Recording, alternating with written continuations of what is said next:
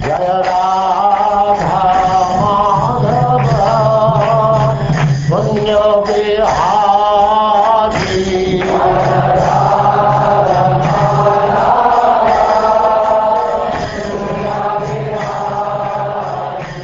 And now, Chapter 3. Yamaraj instructs his messengers.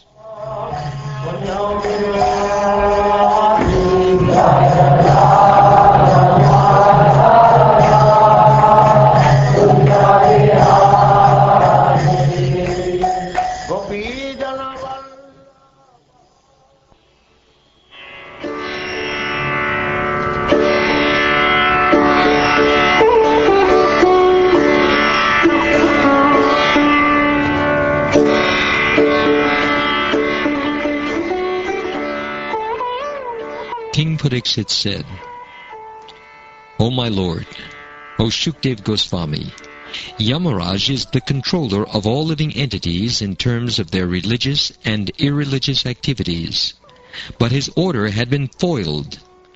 When his servants, the Yamadutas, informed him of their defeat by the Vishnu Dutas, who had stopped them from arresting Ajamil, what did he reply? O great sage, never before has it been heard anywhere that an order from Yamaraj has been baffled. Therefore, I think that people will have doubts about this, that no one but you can eradicate. Since this is my firm conviction, kindly explain the reasons for these events. My dear king, when the order carriers of Yamaraj were baffled and defeated by the order carriers of Vishnu, they approached their master, the controller of Samyamani Puri and master of sinful persons, to tell him of this incident. The Yamadutas said, Our dear Lord, how many controllers or rulers are there in this material world? How many causes are responsible for manifesting the various results of activities performed under the three modes of material nature, that is, Sattvaguna, Rajaguna, and Tamoguna? If in this universe there are many rulers and justices who disagree about punishment and reward, their contradictory actions will neutralize each other, and no one will be punished or rewarded. Otherwise, if their contradictory acts fail to neutralize each other, everyone will have to be both punished and rewarded. Since there are many different karmis or workers, there may be different judges or rulers to give them justice. But just as one central emperor controls different departmental rulers, there must be one supreme controller to guide all the judges. The supreme judge must be one, not many.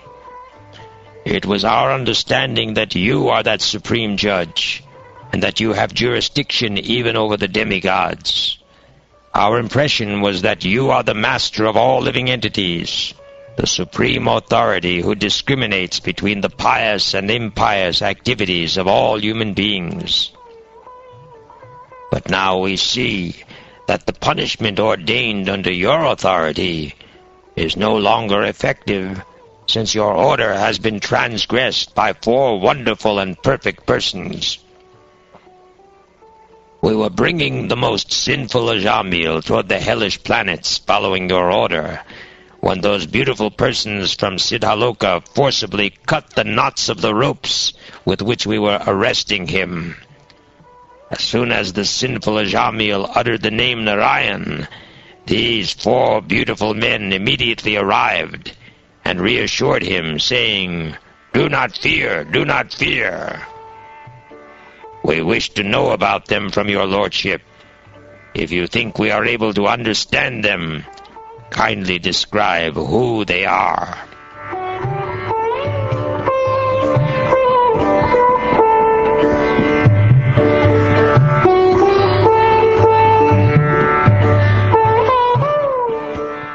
Sri Shukdev Goswami said, Thus, having been questioned, Lord Yamaraj, the supreme controller of the living entities, was very pleased with his order carriers because of hearing from them the holy name of Narayan. He remembered the lotus feet of the Lord and began to reply. Yamaraj said, "My dear servants, you have accepted me as the Supreme, but factually I am not. Above me and above all the other demigods, including Indra and Chandra, is the one Supreme Master and Controller. The partial manifestations of his personality are Brahma, Vishnu, and Shiva, who are in charge of the creation, maintenance, and annihilation of this universe. He is like the two threads that form the length and breadth of a woven cloth. The entire world is controlled by him, just as a bull is controlled by a rope in its nose. Just as a driver of a bullock cart ties ropes through the nostrils of his bulls to control them, the Supreme Personality of Godhead binds all men through the ropes of his words in the Vedas, which set forth the names and activities of the distinct orders of human society, that is, Brahmin, Kshatriya, Vaishya, and Shudra. In fear, the members of these orders all worship the Supreme Lord by offering him presentations according to their respective activities. I, Yamaraj, Indra, the King of Heaven, Nritti, Varuna, Chandra, the Moon God, Agni, Lord Shiva, Pavana, Lord Brahma, Surya, the Sun God, Vishvasu, the 8 Vasus, the Sadyas, the Maruts, the Rudras, the Siddhas, and Marichi and the other great rishis engaged in maintaining the departmental affairs of the universe, as well as the best of the demigods headed by Brihaspati, and the great sages headed by Bhrigu, are all certainly freed from the influence of the two base material modes of nature, namely, passion and ignorance. Nevertheless, although we are in the mode of goodness, we cannot understand the activities of the Supreme Personality of Godhead. What then is to be said of others who, under illusion, merely speculate to know God?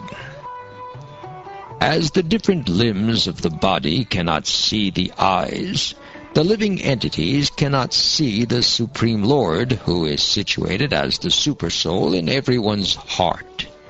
Not by the senses, by the mind, by the life air, by thoughts within the heart, or by the vibration of words, can the living entities ascertain the real situation of the Supreme Lord. The Supreme Personality of Godhead is self-sufficient and fully independent. He is the master of everyone and everything, including the illusory energy. He has his form, qualities, and features, and similarly his order carriers, the Vaishnavas, who are very beautiful, possess bodily features, transcendental qualities, and a transcendental nature almost like his. They always wander within this world with full independence. The order carriers of Lord Vishnu, who are worshipped even by the demigods, possess wonderful bodily features, exactly like those of Vishnu, and are very rarely seen. The Vishnu Dutas protect the devotees of the Lord from the hands of enemies, from envious persons, and even from my jurisdiction, as well as from natural disturbances. Real religious principles are enacted by the Supreme Personality of Godhead. Although fully situated in the mode of goodness, even the great rishis who occupy the topmost planets cannot ascertain the real religious principles, nor can the demigods or the leaders of Siddhaloka, to say nothing of the asuras, ordinary human beings, Vidyadharas and Charanas. Lord Brahma, Bhagavan Narad, Lord Shiva, the 4 Kumaras, Lord Kapila, the son of Devahuti, Swayambhuva Manu, Prahlad Maharaj, Janaka Maharaj, Grandfather Bhishma, Bali Maharaj, Shukdeva Goswami, and I myself know the real religious principle. My dear servants, this transcendental religious principle, which is known as Bhagavad Dharma, or surrender unto the Supreme Lord and love for Him, is uncontaminated by the material modes of nature. It is very confidential and difficult for ordinary human beings to understand. But if by chance one fortunately understands it, he is immediately liberated, and thus he returns home back to Godhead.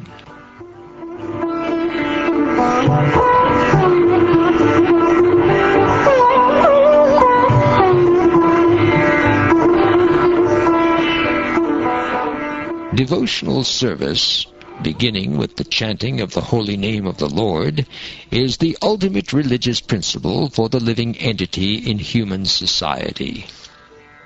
My dear servants, who are as good as my sons, just see how glorious is the chanting of the holy name of the Lord. The greatly sinful Ajamil chanted only to call his son, not knowing that he was chanting the Lord's holy name. Nevertheless, by chanting the holy name of the Lord, he remembered Narayan, and thus he was immediately saved from the ropes of death. Therefore, it should be understood that one is easily relieved from all sinful reactions by chanting the holy name of the Lord and chanting of His qualities and activities. This is the only process recommended for relief from sinful reactions. Even if one chants the holy name of the Lord with improper pronunciation, he will achieve relief from material bondage if he chants without offenses. Ajamil, for example, was extremely sinful, but while dying he merely chanted the holy name, and although calling his son, he achieved complete liberation because he remembered the name of Narayan. Because they are bewildered by the illusory energy of the Supreme Personality of Godhead, Yajnavalkya and Jaimini and other compilers of the religious scriptures cannot know the secret confidential religious system of the 12 Mahajanas. They cannot understand the transcendental value of performing devotional service or chanting the Hare Krishna mantra. Because their minds are attracted to the ritualistic ceremonies mentioned in the Vedas, especially the Yajurveda, Samaveda, and Rigveda, their intelligence has become dull. Thus they are busy collecting the ingredients for ritualistic ceremonies that yield only temporary benefits, such as elevation to Svargaloka for material happiness. They are not attracted to the Sankirtan movement. Instead, they are interested in Dharma, Artha, Kama, and Moksha. Considering all these points, therefore, intelligent men decide to solve all problems by adopting the devotional service of chanting the holy name of the Lord, who is situated in everyone's heart, and who is a mine of all auspicious qualities. Such persons are not within my jurisdiction for punishment.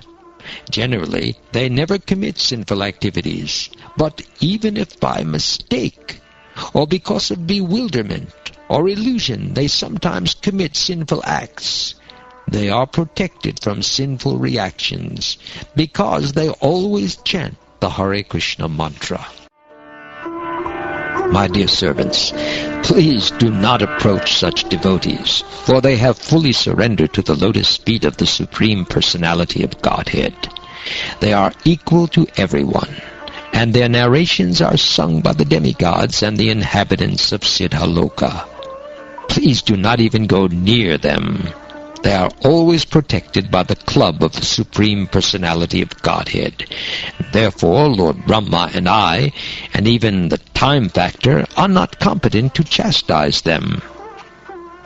Paramahamsas are exalted persons who have no taste for material enjoyment, and who drink the honey of the Lord's lotus feet.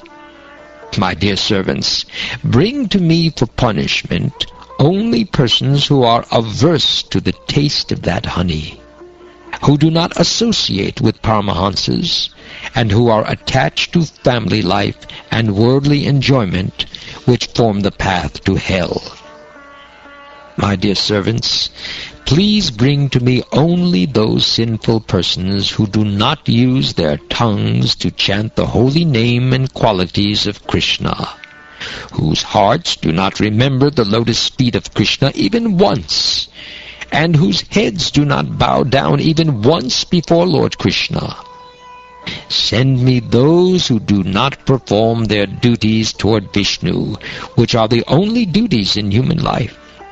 Please, bring me all such fools and rascals.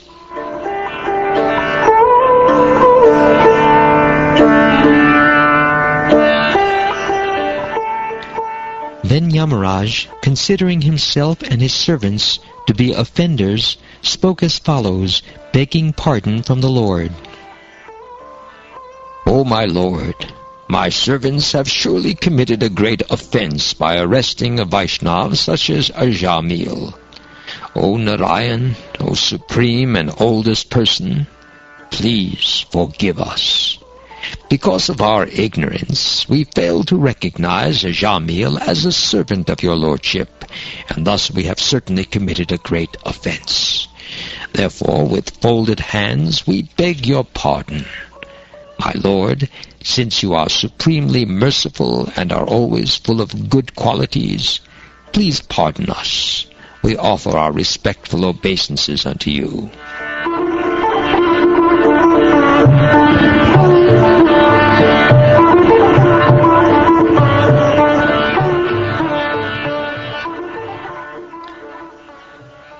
My dear King, the chanting of the holy name of the Lord is able to uproot even the reactions of the greatest sins.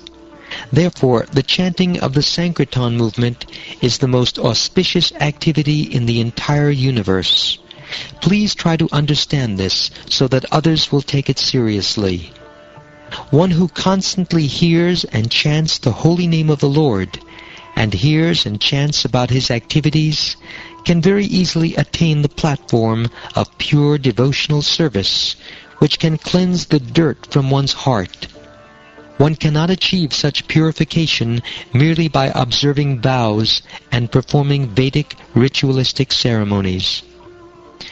Devotees who always lick the honey from the lotus feet of Lord Krishna do not care at all for material activities, which are performed under the three modes of material nature, and which bring only misery.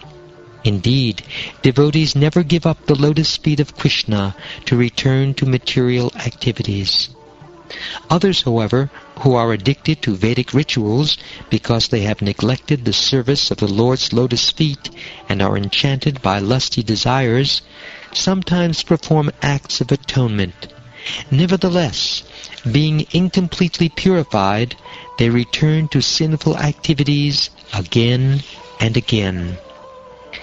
After hearing from the mouth of their master about the extraordinary glories of the Lord and his name, fame, and attributes, the Yamadutas were struck with wonder.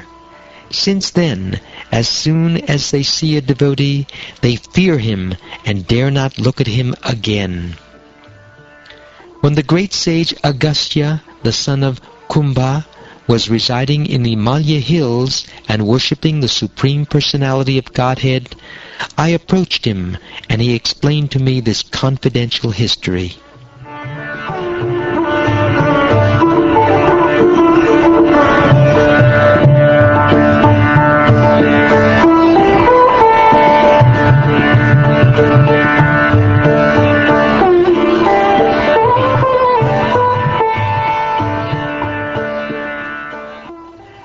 Thus ends the third chapter of the sixth canto of the Srimad Bhagavatam, entitled Yamaraja Instructs His Messengers.